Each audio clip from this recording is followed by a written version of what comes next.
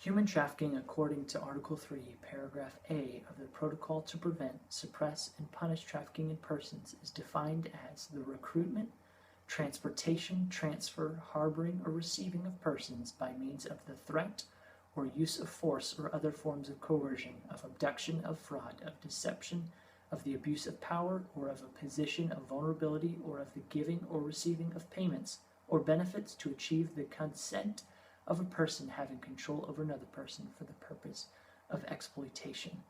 Some global statistics given by Abolishing Injustice in the 21st Century, also known as A21, states that 27 million people are in bondage around the world, and of this 27 million, 1 to 2% are ever rescued. These victims can range to the age as low as 12 years old.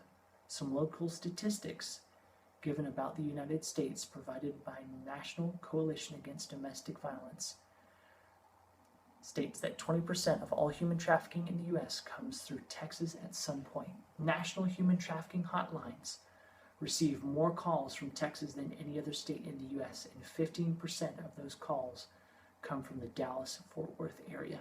With these statistics, it's hard to see how we can combat an enterprise that's as vicious as human trafficking. With campaigns like A21, they give us easy tools to do so.